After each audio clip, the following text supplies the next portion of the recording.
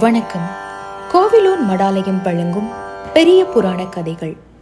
பெரிய புராண கதை பகுதியில இந்த முறை நாம கேட்க இருக்கிறது ஏனாதி நாதந்தம் அடியார்க்கும் அடியேன்னு சுந்தரமூர்த்தி நாயனாரால பாடப்பெற்ற ஏனாதி நாத நாயனாருடைய வாழ்க்கை வரலாறு தான். ரொம்ப காலத்துக்கு முன்னால சோழ நாட்டுல இருந்த ஏனனூர்ங்கிற பகுதியில ஒரு சிறந்த வாழ் பயிற்சியாளர் இருந்தாரு. அவர்தான் ஏனாதிநாத நாயனார். ஏனாதிங்கிற சொல் சேனாதிபதியை குறிக்கும். அதாவது அரசர்களுக்கும் போர் படை வீரர்களுக்கும் வாழ் பயிற்சி அளிக்கக்கூடிய மிகச்சிறந்த ஆசானாக இருந்தவர்தான் ஏனாதிநாத நாயனார். இவருடைய திறமையின் காரணமாக பல மன்னர்களும் படை வீரர்களும் இவர்கிட்ட போர் தொழிலை கத்துக்கிட்டு இருந்தாங்க. அப்படி போர் தொழிலை கத்துக் கொடுக்கறதன் மூலமா தான் ஈட்டிய பொருளை எல்லாம் சிவனடியார்களுக்கு தொண்டு செய்யறதுக்காகவே பயன்படுத்தினார் ஏனாதிநாத நாயனார். மேலும் அவர் திருநீற்று தொண்டு வழிபாட்டுல சிறந்தவராக இருந்தார். திருநீற்று தொண்டு வழிபாடுங்கிறது என்னன்னா, திருநீறு அணிந்தவர்கள் யாராக இருந்தாலும் சரி அவர்களை சிவமாகவே கருதி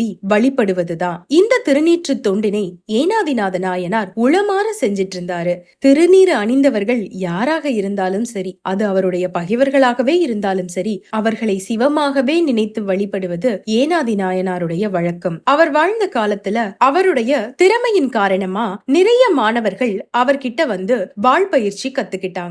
இது அவருடைய தாய் வழி உறவினரான அதிசூரனுக்கு அளவு கடந்த பொறாமையை ஏற்படுத்துச்சு. அவர் என்ன நினைச்சாருன்னா, தனக்கு வரவேண்டிய மாணவர்கள் எல்லாமே ஏனாதிநாத நாயனாருக்கு போறதாகவும் அதனால தன்னுடைய வருவாய் குறையறதாகவும் நினைச்சாரு. அதனால அவர் ஏனாதிநாத நாயனார் கிட்ட போய் வாழ்கொண்ட தாயம் வலியாரே கொள்வதுன்னு சொல்லி, இந்த மண்ல நான் என்னோட சேனைகளோடையும் நீ உன்னோட சேனைகளோடையும் போர் புரியுவோம். யார் ஜெயிக்கிறோமோ அவங்க இனிமே இந்த பகுதியில் இருக்க வீரர்களுக்கு வாழ் பயிற்சி கற்றுக் கொடுக்கலாம். தோற்றவர் போர் தொழில் கற்றுக் கொடுப்பதை கைவிடணும்னு சொல்றாரு. இதை ஏத்துக்கிட்ட ஏனாதிநாத நாயனாரும் அவர் கூட போர் புரிகிறாரு. மிகப்பெரிய வீரனான ஏனாதி நாயனார் கிட்டையும் அவருடைய மாணவர்கள் கிட்டையும் அதிசூரனும் அவனுடைய படைகளும் தோற்று போறாங்க. அவமானத்தால் தலை குனிந்த அதிவீரன் அந்த இடத்தை விட்டே போயிடுறான். ஆனா அவனுக்குள்ள இருந்த வஞ்சனை கொஞ்சம் கூட குறையல. அந்த வஞ்சனையால அவன் ஒரு தூது அனுப்புறான். ஏனாதிநாத நாயனார தன்னோட நேருக்கு நேர் தனியா நின்று போர் புரியறதுக்கு கூப்பிடுறான். வீரனான ஏனாதிநாத நாயனாரும் கொஞ்சம் கூட தயங்காம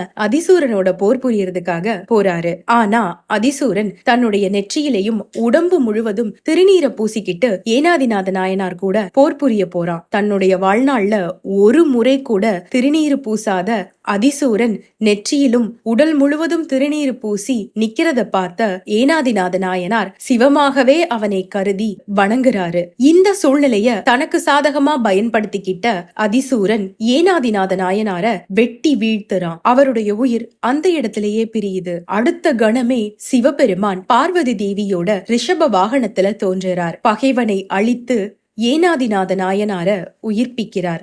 மற்ற இனி நாம் போற்றுவது என் வானோர் பிரான் அருளை பற்று அலர்த்தம் கை வாளால் பாசம் அறுத்து அருளி உற்றவரை என்றும் உடன்பிரியா அன்பு அருளி பொன் தொடியாள் பாகனார் பொன்னம்பலம் அணைந்தார் எனும் சுந்தரமூர்த்தி நாயனாருடைய பதிகத்தின்படி பகைவனுடைய வாளால் உலக பற்று பாசம் பந்தம் இவற்றை அறுத்து கொண்ட ஏனாதிநாத நாயனாருக்கு சிவபெருமான் எப்பொழுதும் தன்னுடனே இருக்கும் பேரின்ப வாழ்வை அளித்து முக்தியடைய செய்கிறார். ஏனாதிநாத நாயனாருடைய குரு பூஜை ஒவ்வொரு ஆண்டும் புரட்டாசி மாதம் உத்திரட்டாதி நட்சத்திரத்தில் எல்லா சிவாலயங்களிலும் கொண்டாடப்படுகிறது.